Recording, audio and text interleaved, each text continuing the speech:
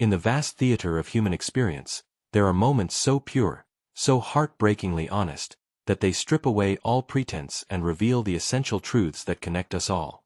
Judge Frank Caprio's courtroom has been witness to countless such moments, but none quite like the one that would unfold on a quiet Thursday afternoon when a small voice would deliver testimony so emotionally powerful that it would move a seasoned judge to tears and remind everyone present why protecting the innocence of children should be society's highest priority. The case that would create such an unprecedented emotional response had begun 6 weeks earlier with what appeared to be a routine traffic violation. Maria Santos, a 34-year-old house cleaner and single mother, had been issued a citation for running a red light at the intersection of Broad Street and Stewart Street in Providence. The fine was significant, $85 that Maria could barely afford on her limited income, but what made this case extraordinary wasn't the violation itself, but the circumstances that had led to it and the small witness who would ultimately testify about what she had seen that day. Maria Santos worked 2 jobs to support herself and her 7-year-old daughter, Sofia. During the day, she cleaned houses for affluent families in the east side of Providence, and 3 evenings a week, she worked as a janitor at a local office building. The schedule was exhausting, but it was the only way Maria could provide for Sofia while maintaining the flexible hours she needed to be present for school pickup and important events in her daughter's life. Maria had been in the United States for 8 years, having immigrated from El Salvador in search of opportunities that simply didn't exist in her home country. Sofia Santos was a precocious 7-year-old with large, expressive dark eyes and a maturity that seemed far beyond her years. She spoke both English and Spanish fluently, often serving as a translator for her mother in situations where Maria's limited English made communication difficult.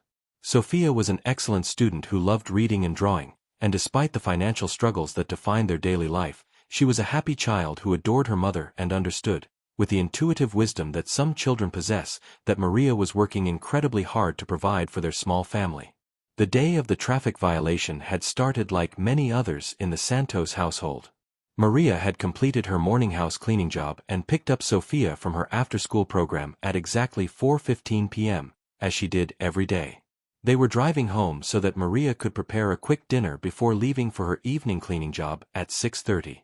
The routine was carefully orchestrated because Maria couldn't afford childcare for the hours she worked in the evening, so Sofia would accompany her to the office building and do her homework in the break room while Maria cleaned.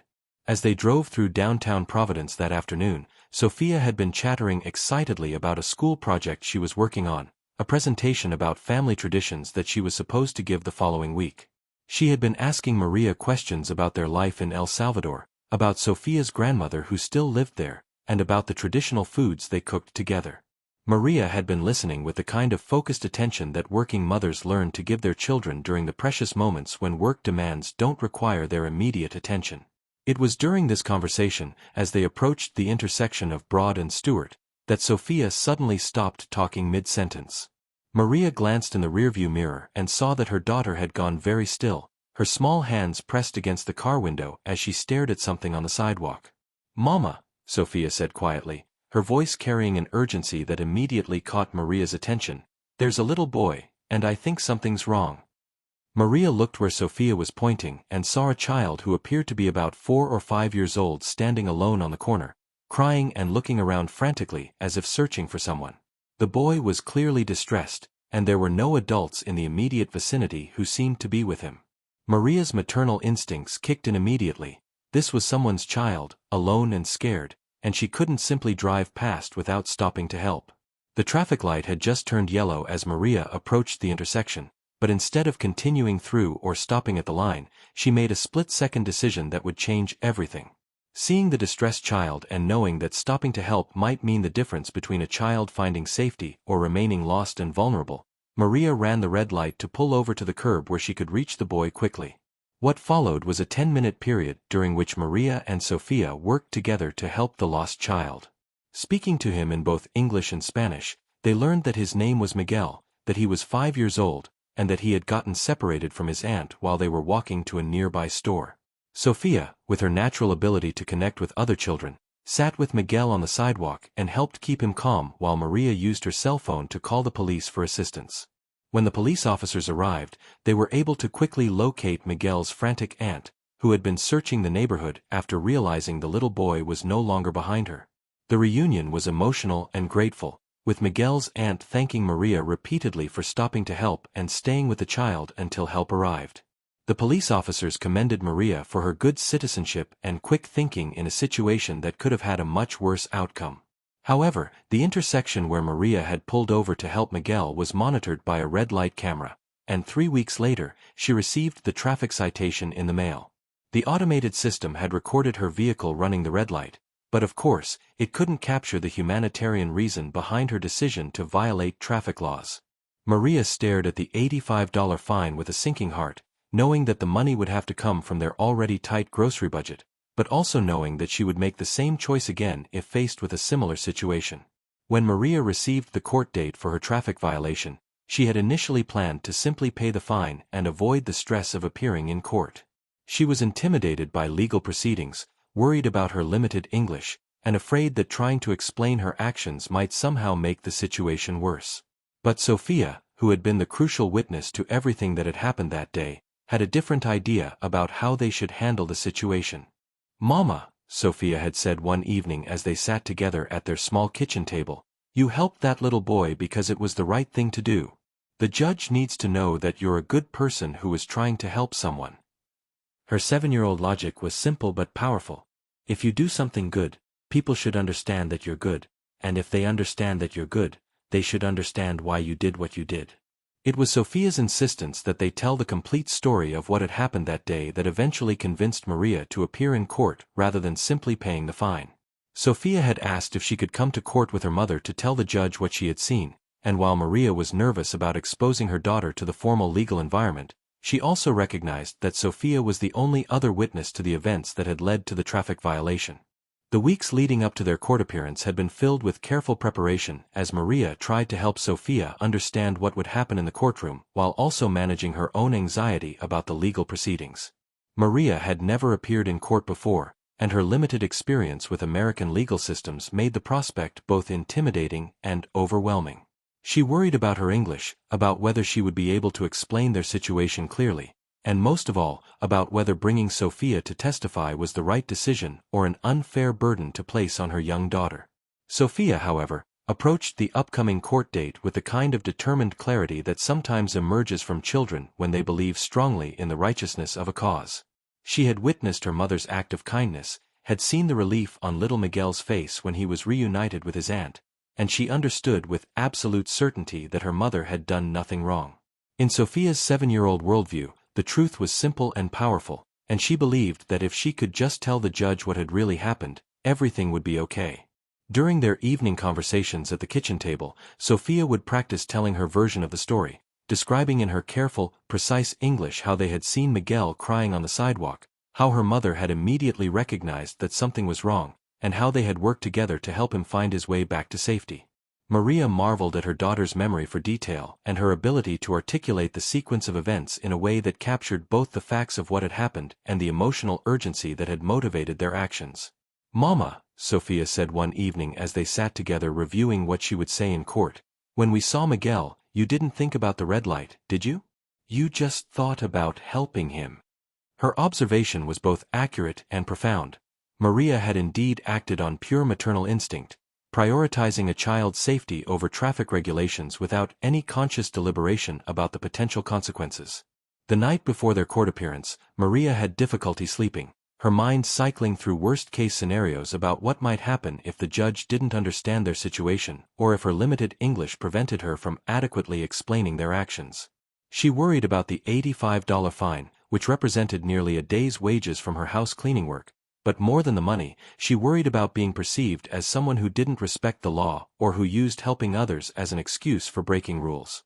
Sofia, sensing her mother's anxiety, had climbed into Maria's bed around midnight and curled up beside her. "Mama, don't be scared," she whispered in Spanish, using the language they spoke together in their most intimate moments. "The judge will understand because what we did was good, and good people understand when other people do good things." Her childlike faith in justice and fairness was both heartwarming and heartbreaking, representing the kind of trust in adult institutions that Maria hoped would never be disappointed. The morning of their court appearance, Maria dressed Sofia in her best dress, a navy blue one with small white flowers that they had bought for school picture day. She wanted her daughter to look respectful and presentable, understanding instinctively that appearance could influence how they were perceived in the formal courtroom setting. Sofia had insisted on braiding her own hair, wanting to look grown-up and responsible when she talked to the judge, and she carried a small notebook in which she had written down the key points she wanted to remember during her testimony. As they drove to the courthouse, Sofia asked thoughtful questions about what would happen once they arrived. Will the judge be wearing the black robe like on TV? Will I have to sit in a special chair? Can I speak in Spanish if I forget a word in English? Maria answered each question as reassuringly as possible, though she was learning about the court process herself and couldn't provide all the details Sofia wanted to know. The courthouse building impressed Sofia with its formal architecture and serious atmosphere. As they walked through the security checkpoint and down the corridors lined with official notices and legal announcements, Sofia stayed close to her mother's side but observed everything with the keen attention of a child encountering an important new environment. She whispered questions about the various people they passed: lawyers carrying briefcases, court officers in uniform, other defendants and their families, trying to understand the roles everyone played in this unfamiliar world. When they reached the courtroom and took their seats in the waiting area, Sofia was struck by the formal atmosphere and the way people spoke in hushed, respectful tones. She watched other cases being called, observing how defendants approached the judge's bench and listening to the different types of violations and circumstances being discussed. Maria noticed that Sofia was taking mental notes about the proceedings, preparing herself for what would happen when their case was called. "Mama," Sofia whispered as they waited, "some of these people seem scared to talk to the judge. But we don't have to be scared because we're telling the truth about something good, right?" Her question revealed both her nervousness about the situation and her fundamental confidence that honesty and good intentions would be recognized and appreciated by the judicial system. As the morning progressed and they watched case after case being resolved, Sofia began to understand that not all situations were as clear-cut as there seemed to her. She heard people explain various circumstances that had led to their violations: medical emergencies, work pressures, family crises, and she began to realize that many people who appeared in court were dealing with complicated situations that didn't fit neatly into simple categories of right and wrong. This growing awareness made Sofia even more determined to tell their story clearly and completely. She understood that the judge heard many different explanations throughout the day, and she wanted to make sure he understood that what her mother had done wasn't just another excuse or justification, but a genuine act of kindness that had helped keep another child safe.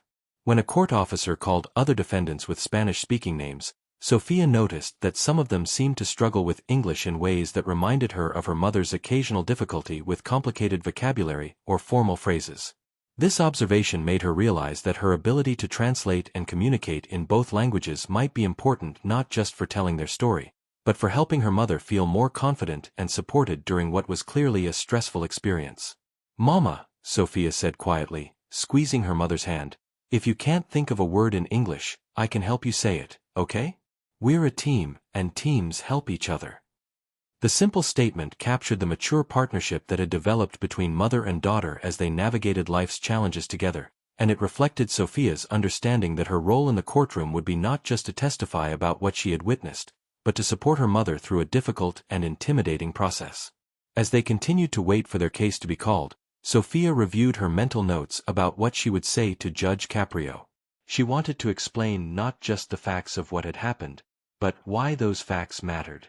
She wanted the judge to understand that her mother was the kind of person who stopped to help lost children, who worked 2 jobs to take care of her family, and who had taught Sofia that helping others was always the right thing to do, even when it was difficult or inconvenient. Most importantly, Sofia wanted Judge Caprio to know that running the red light hadn't been about breaking the law or being reckless. It had been about love, the kind of love that sees a scared child and responds immediately, the kind of love that doesn't calculate risks or consider consequences when someone needs help. "Maria Santos," the court clerk announced, and Maria rose slowly from her seat, her hand instinctively reaching for Sofia's smaller one. Together, they walked toward Judge Caprio's bench, Sofia's small legs working to match her mother's nervous stride. The 7-year-old carried herself with remarkable poise for someone so young appearing in such a formal setting, but Judge Caprio could see the way she stayed close to her mother's side, drawing strength from their physical connection while also somehow providing comfort and support in return. Judge Caprio looked up as they approached. immediately struck by the sight of the young child accompanying the defendant.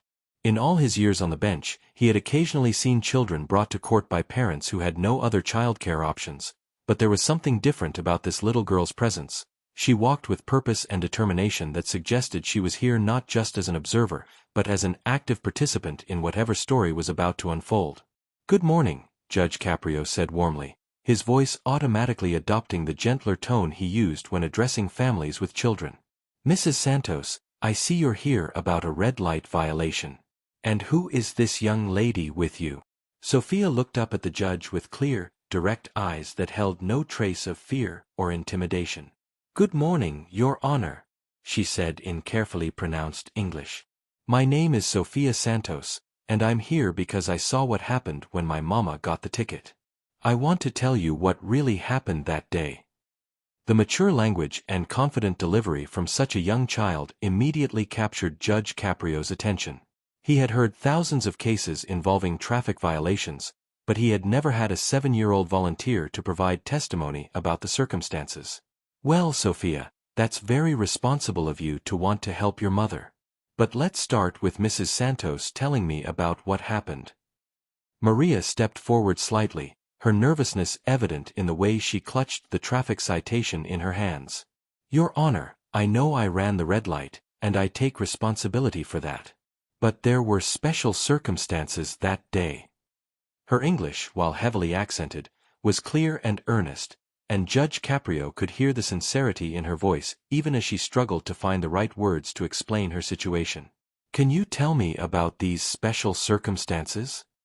Judge Caprio asked gently, sensing that there was more to this story than a typical traffic violation. Before Maria could respond, Sofia tugged gently on her mother's sleeve and whispered something in Spanish. Maria looked down at her daughter and nodded, then turned back to the judge. "Your Honor, Sofia was with me that day, and she saw everything. She asked if she could tell you what happened because her English is better than mine, and she wants to make sure you understand exactly what we saw." Judge Caprio found himself intrigued by this unusual request. While children occasionally appeared in his courtroom, they rarely asked to provide testimony, and never with such apparent clarity of purpose. "Sofia, would you like to tell me what you saw that day?" Sofia straightened her shoulders and took a small step forward, her voice growing stronger as she began to speak. "Your Honor, we were driving home from my after-school program, and I was telling my mama about a project I'm doing for school about family traditions. We were having a really nice conversation, and mama was listening to me while she was driving very carefully." Judge Caprio was immediately struck by Sofia's articulate speech and the way she organized her thoughts before speaking. This was clearly a bright child who had given considerable thought to how she wanted to present her testimony. "Then what happened, Sofia?" he asked encouragingly. Sofia's expression became more serious as she continued her account. "We were coming to the intersection, and I looked out my window and saw a little boy on the sidewalk. He was crying really hard, and he looked scared and lost. There were no grown-ups with him, and he kept turning around like he was looking for someone but couldn't find them." The courtroom had grown quiet as everyone present found themselves drawn into Sofia's narrative. Her clear, earnest voice and obvious concern for the lost child she was describing created a compelling picture of the scene that had unfolded that day. "I told my mama, there's a little boy, and I think something's wrong, and when she looked where I was pointing, she saw him too. The light was yellow, but mama didn't think about the light anymore. She only thought about the little boy who needed help." Judge Caprio leaned forward slightly, fully engaged in Sofia's testimony. "What did your mother do then?" "She went through the red light so she could stop near the little boy and help him," Sofia said simply. "His name was Miguel, and he was 5 years old, and he had gotten separated from his aunt.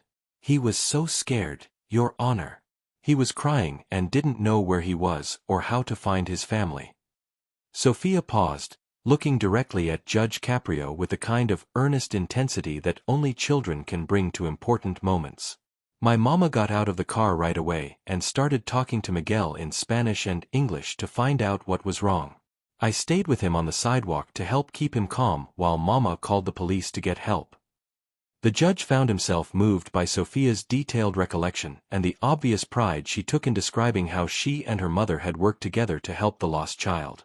"How long did you stay with Miguel?" "About 10 minutes," Sofia replied without hesitation. "We stayed until the police officers came and helped find his aunt. When they found her, she was crying too because she was so worried about Miguel. She hugged him really tight and thanked my mama over and over for taking care of him." Sofia's voice grew softer as she continued, "The police officers said my mama did a really good thing by stopping to help Miguel. They said he could have been in danger if he had stayed lost, and that mama probably kept him safe by staying with him until they could find his family." Judge Caprio sat back in his chair, processing the remarkable testimony he had just heard from this 7-year-old child. Sofia's account painted a vivid picture of a mother's split-second decision to prioritize a child's safety over traffic regulations, and her description of the events that followed suggested that Maria's quick action had indeed prevented a potentially dangerous situation from escalating. "Sofia," Judge Caprio said gently, "that was very brave of you and your mother to stop and help Miguel.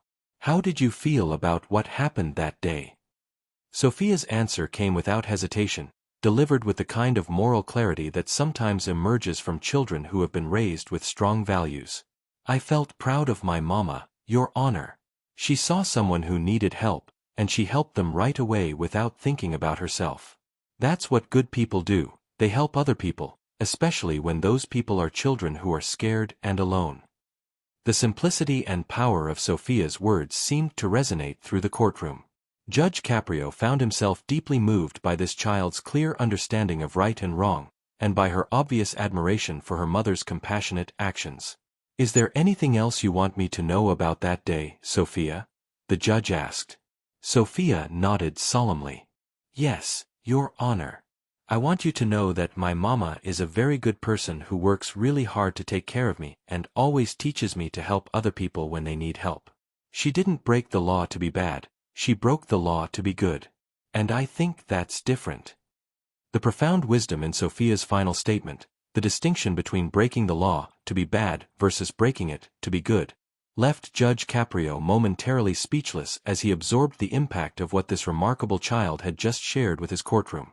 Judge Caprio sat in stunned silence for several moments after Sofia finished her testimony, her words about breaking the law to be good echoing in his mind with a profound truth that cut straight to the heart of what justice should represent.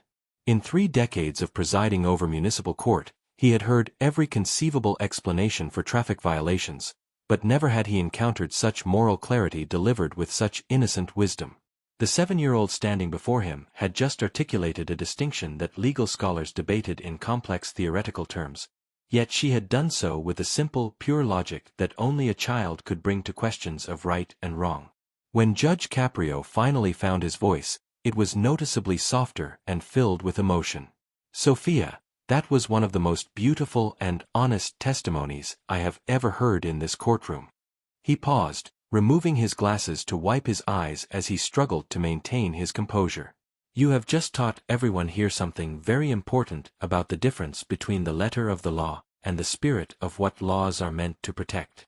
Sofia looked up at the judge with curiosity, not fully understanding the magnitude of what she had accomplished, but sensing from his tone that her words had been received exactly as she had hoped they would be. "Does that mean you understand why my mama did what she did?" she asked with the directness that children bring to important questions. Judge Caprio's voice broke slightly as he responded.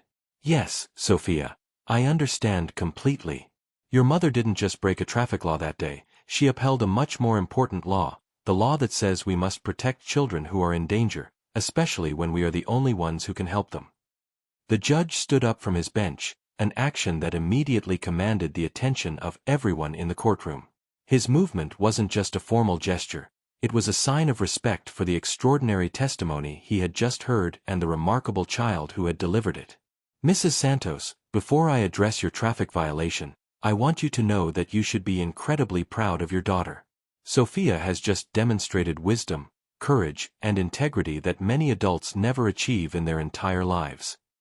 Maria felt tears streaming down her cheeks as she watched Judge Caprio recognize not just her actions, but Sofia's remarkable character. For months, she had worried about exposing her daughter to the stress of a court appearance, but seeing how Sofia's testimony had moved the judge and everyone present, she realized that her daughter's insistence on telling their story had been exactly right. Judge Caprio turned his attention back to Sofia, his expression filled with admiration and respect. "Sofia, I want to ask you something. Do you think your mother should be punished for what she did that day?" Sofia considered the question seriously, her small face scrunching up in concentration as she thought about how to answer. "Your Honor, I think my mama should be thanked, not punished. She saved Miguel from being lost and scared. If she hadn't stopped to help him, something bad might have happened to him. The red light was just a light, but Miguel was a real little boy who needed help." The wisdom and compassion in Sofia's response left Judge Caprio struggling to maintain his professional composure. Here was a child who understood intuitively that human welfare should always take precedence over arbitrary rules, and who could articulate that understanding with a clarity that was both heartbreaking and inspiring. "You're absolutely right, Sofia," Judge Caprio said, his voice thick with emotion. "Your mother should be thanked, not punished." He turned to address the entire courtroom, his voice growing stronger as he spoke. "Ladies and gentlemen, what we have witnessed here today is why I became a judge, to recognize the difference between someone who breaks the law out of selfishness and someone who breaks the law out of love." The judge's voice rose with passion as he continued. "Mrs. Santos, when you saw that little boy in distress, you made a choice that every parent hopes they would have the courage to make. You chose to prioritize a child's safety over your own convenience, your own legal protection, your own concerns about consequences. That choice defines you as both a mother and a human being." Judge Caprio's eyes were openly moist as he looked down at Sofia, who was listening intently to every word. "And Sofia, your testimony today has reminded all of us why we must never lose sight of what really matters.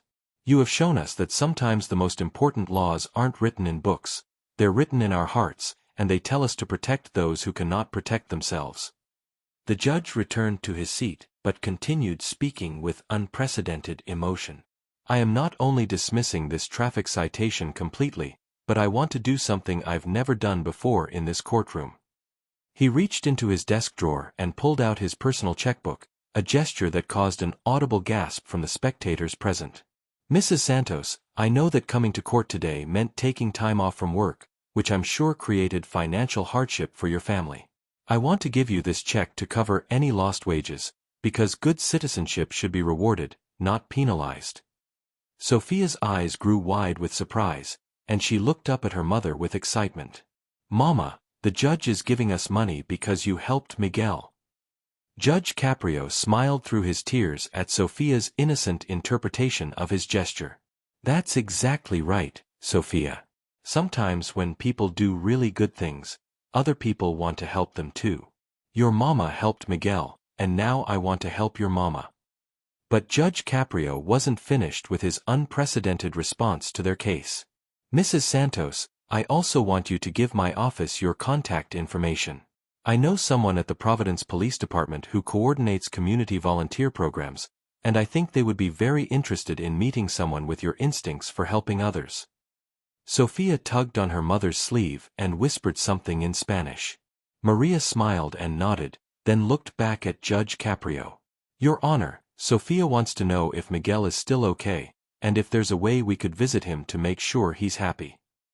Judge Caprio felt his composure finally break completely as he heard this question. Here was a 7-year-old who, even in the midst of being celebrated and rewarded, was still thinking about the welfare of another child. "Sofia, that is the most beautiful question anyone has ever asked in my courtroom. I will personally make sure that Miguel's family knows how much you and your mother care about him."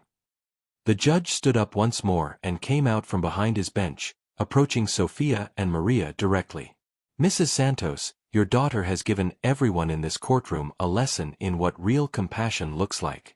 She has shown us that children often understand right and wrong more clearly than adults do, and that sometimes the most profound wisdom comes from the smallest voices."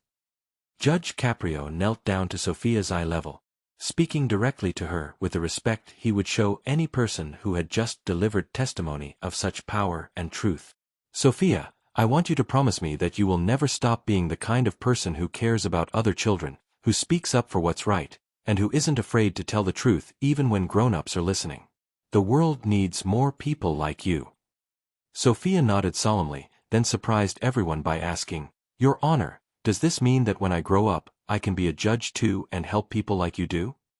Judge Caprio's answer came through tears that he no longer tried to hide.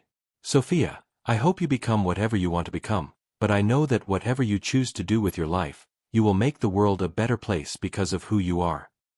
The impact of Sofia Santos's extraordinary testimony rippled far beyond the walls of Judge Caprio's courtroom that Thursday afternoon, creating waves of change that would touch countless lives in ways that the 7-year-old could never have imagined when she bravely asked to tell the judge what she had witnessed. As word of her remarkable wisdom and moral clarity spread through Providence and eventually around the world, Sofia's simple distinction between breaking the law, to be bad, and breaking it, to be good, became a powerful reminder that sometimes the most profound truths come from those who haven't yet learned to complicate them with adult cynicism. The video of Sofia's testimony, like so many of Judge Caprio's most moving cases, went viral within hours of being posted online. But this case resonated differently than others. Viewers weren't just moved by the judge's compassion or the defendant's circumstances, but by the extraordinary wisdom of a child who had managed to articulate fundamental principles of justice and morality with a clarity that legal scholars spent careers trying to achieve. Comments poured in from around the world, with parents sharing stories of their own children's moments of moral insight, teachers describing how they planned to use Sofia's words in character education lessons, and legal professionals reflecting on how her testimony had reminded them why they had entered public service. Within a week of the court appearance, Maria Santos received a call from the Providence Police Department's Community Outreach Coordinator, just as Judge Caprio had promised. What started as a conversation about volunteer opportunities quickly evolved into something much more significant: a part-time paid position helping the department connect with Spanish-speaking families in the community and assisting with translation services during family crisis situations. The job not only provided Maria with additional income and more regular hours, but also recognized her natural ability to help others in moments of need. Sofia's story had a particularly powerful impact on the local elementary school system. Her teacher, Mrs. Rodriguez, had always known that Sofia was a special child, but seeing her testimony broadcast to millions of people helped her understand the depth of the little girl's character and wisdom. The school district invited Sofia to participate in a new peer mediation program, recognizing that her natural empathy and clear moral reasoning made her uniquely qualified to help other children resolve conflicts and understand the difference between right and wrong. But perhaps the most meaningful outcome of Sofia's court appearance was its effect on Miguel's family. Through Judge Caprio's intervention, the Santos family was able to reconnect with Miguel and his aunt, leading to a friendship that enriched both families' lives. Miguel, who was now 6 years old, looked up to Sofia like a big sister, and their relationship became a beautiful reminder of how one act of kindness can create lasting bonds between people who might never have met under normal circumstances. 3 months after her testimony, Sofia and Maria returned to Judge Caprio's chambers for a follow-up visit that the judge had personally requested. The change in Sofia was immediately apparent. She carried herself with even more confidence, having learned from the response to her testimony that her voice mattered and that adults were genuinely interested in her thoughts and opinions. She brought with her a drawing she had made for Judge Caprio, depicting him sitting at his bench with a big smile while she and her mother stood nearby with Miguel, all of them surrounded by hearts and flowers. "Judge Caprio," Sofia said, presenting him with her artwork, "I made this picture to thank you for listening to me that day and for helping us understand that doing good things is always right, even when it's complicated." Her language had become even more sophisticated in the months since their first meeting, influenced by the many interviews and conversations she had participated in as her story gained national attention. Judge Caprio accepted the drawing with visible emotion, examining each detail of Sofia's artwork with the care he would give to any precious gift. "Sofia, this is beautiful, and I'm going to frame it and put it in my office so I can see it every day. It will remind me of one of the most important lessons I've ever learned in my courtroom." During their visit, Sofia shared news that delighted the judge. She had decided that she definitely wanted to become a judge when she grew up, inspired not just by her experience in his courtroom but by her growing understanding of how the legal system could be used to help people and protect those who needed protection. She had been reading books about the law and the Constitution, asking her teacher to explain concepts like due process and equal protection, and practicing her public speaking skills so she would be ready to address courtrooms full of people when she was older. "I want to be the kind of judge who listens to children when they have something important to say," Sofia told Judge Caprio. "And I want to make sure that people who help other people never get in trouble for being good." Her career aspirations, shaped by her courtroom experience, reflected the same moral clarity and compassion that had made her testimony so powerful. Judge Caprio arranged for Sofia to visit his courtroom regularly as an observer, allowing her to watch how different types of cases were handled and to begin understanding the complexities of balancing law enforcement with compassion and justice. These visits became educational opportunities that supplemented Sofia's formal education and fed her growing interest in public service and advocacy for others. Maria Santos, watching her daughter's confidence and sense of purpose flourish, often marveled at how their frightening experience with a traffic citation had transformed into one of the most positive influences in Sofia's young life. The financial assistance Judge Caprio had provided, combined with Maria's new job with the police department, had stabilized their family's economic situation and allowed them to plan for Sofia's future education in ways that hadn't seemed possible before their court appearance. 2 years after Sofia's testimony, Judge Caprio was invited to speak at a national conference on juvenile justice, where he used her case as a centerpiece of his presentation about the importance of listening to children's voices in legal proceedings. "Sofia Santos taught me that children often see moral issues more clearly than adults do because they haven't yet learned to rationalize away their instincts about right and wrong," he told the audience of judges, lawyers, and child advocates. "Her testimony reminded me that our justice system works best when it recognizes that law exists to serve humanity, not the other way around." Sofia's story became part of the curriculum at several law schools, where her testimony was used to teach future lawyers and judges about the importance of understanding the human context behind legal violations. Her simple phrase about breaking the law, to be good, became a touchstone for discussions about civil disobedience, moral courage, and the tension between legal compliance and ethical behavior. On Sofia's 10th birthday, Judge Caprio surprised her with a special gift, a child-sized judge's gavel engraved with her name and the date of her testimony, along with the inscription, "For Sofia Santos, who reminded us all what justice really means." Sofia treasured the gavel and often brought it to school for show-and-tell presentations about her career goals and the importance of standing up for what's right. As Sofia grew older and continued to excel academically and socially, those who knew her story weren't surprised by her continued commitment to helping others and speaking up for those who needed advocates. Her childhood experience of being heard, respected, and validated by the justice system had planted seeds that continued to grow throughout her development, shaping her into exactly the kind of person Judge Caprio had hoped she would become.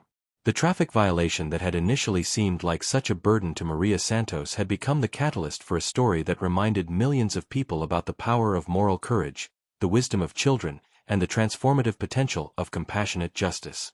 Sofia's 7-year-old voice had not only saved her mother from a traffic fine, it had delivered a lesson about humanity and goodness that would echo through courtrooms, classrooms, and conversations for years to come.